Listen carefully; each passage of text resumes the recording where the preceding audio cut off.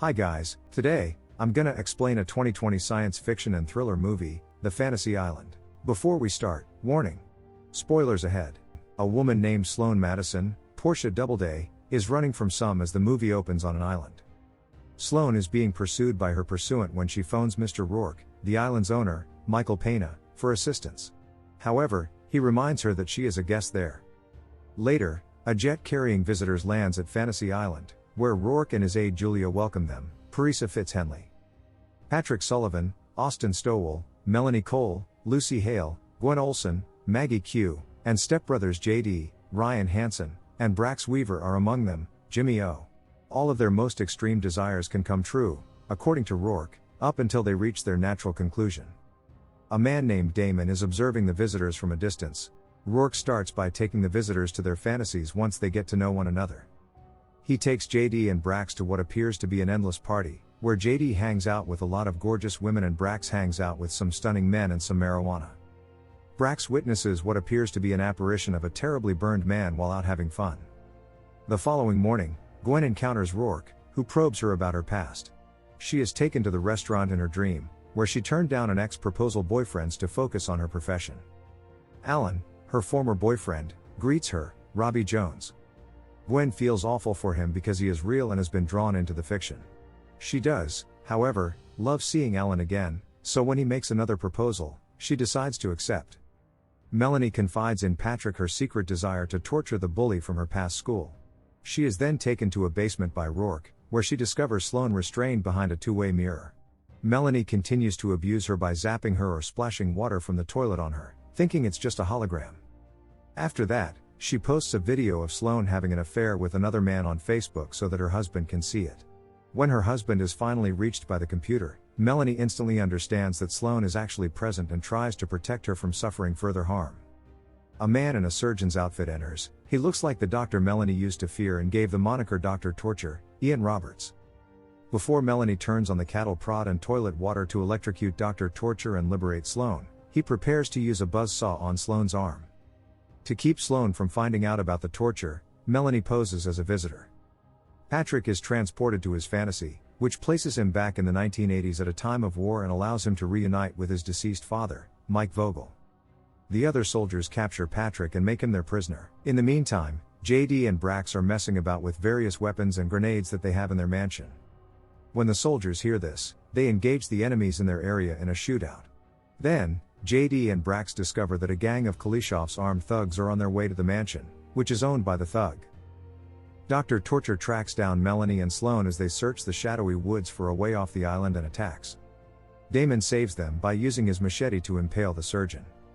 Damon explains to the women that he was a private detective who came as a guest with the dream of seeing his dead daughter again. When his wish came true, however, the situation turned into a nightmare, and he was stuck there. Damon also says that Rourke used some kind of magical water to give the visitors their wishes by adding it to their beverages. They decide to get to a phone so they may call for assistance and collect some of the water from the canteen. However, the guests' fantasies can be seen by staring into the fountain. Sloane's goal is to reconcile with her husband. Melanie's is tormenting Sloane in order to make her realize that Melanie lied about being a visitor and to give Melanie a chance to confront Sloane about how she treated her. After seeing a photo of himself and his own son in Patrick's possessions, Mr. Sullivan confronts Patrick. He admits that's him as a kid and that Mr. Sullivan is his dad. Mr. Sullivan is not persuaded that Patrick would take any action to save him from his fate, which will occur during a hostage rescue effort in Venezuela. The following day, despite the fact that he provides knowledge that only the two of them could have known. When Gwen awakens, she discovers that she has already wed Alan and that they have a daughter named Lila, who is 5 years old, Jerry Ben. This is not what Gwen had in mind, so she searches for Rourke to alter her fantasy. She tells Julia that her fantasy was to turn back time and put out a fire she started in order to save someone. He explains to Gwen that his own desire was to see his deceased wife, and that it can only last as long as he grants the visitors' wishes. Even though Rourke initially objects, Gwen persuades him to do so after reminding him that he can only see his wife if he permits Gwen to enjoy her fantasy. Kim Coates, the head thug for Kuleshov, questions JD and Brax about some allegedly hidden cash in the home. By claiming that the money is in the garage, where their guns are, they are attempting to dupe the thugs. Gwen enters the burning building in her most recent fantasy at the same time. She observes JD and Brax fleeing. To save the victim, Nick Taylor, she tries to enter the flaming flat, Evan Evagora. She finds Patrick there as a cop who refuses to aid since he prefers to wait for the firefighters while she runs outside to get assistance.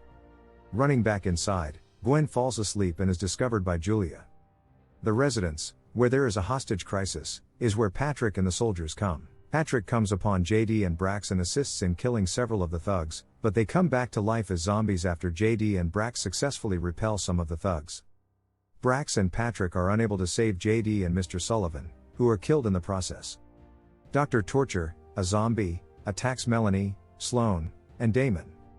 He then tries to kill Sloan again, but Damon sacrifices himself by tossing both the surgeon and himself down a cliff. The women go back to the torture chamber to go to a phone. Sloan uses a phone call to her spouse to express her regret for lying to him and to Melanie as well.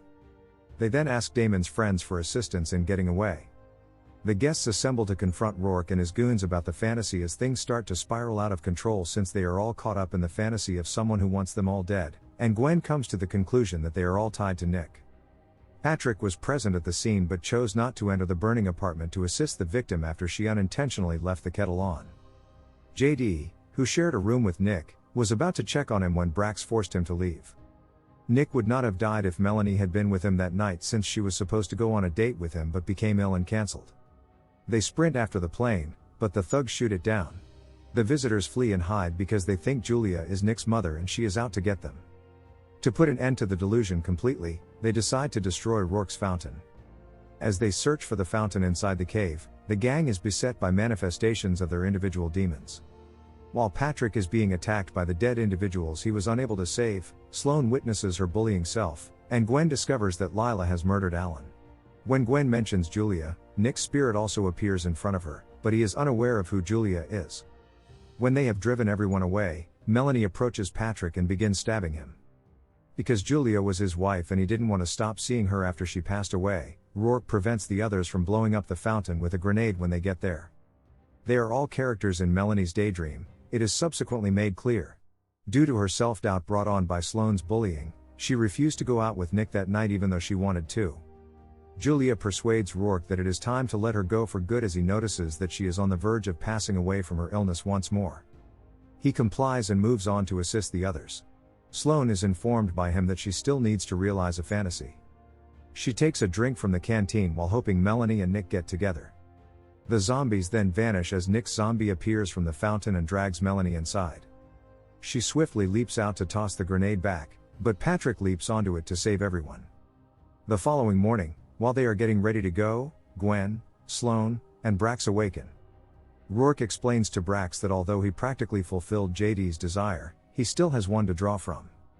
His ideal scenario is for JD to make it home unscathed, which would require him to remain on the island. JD travels home on the plane with Gwen and Sloan after Brax accepts. Then, Brax says JD calls him Tattoo because of his tattoo. He remains and takes over as Rourke's new helper. The movie ends here. To watch many more exciting recaps like this, don't forget to subscribe and like this video as your support is extremely critical for us to keep bringing new content.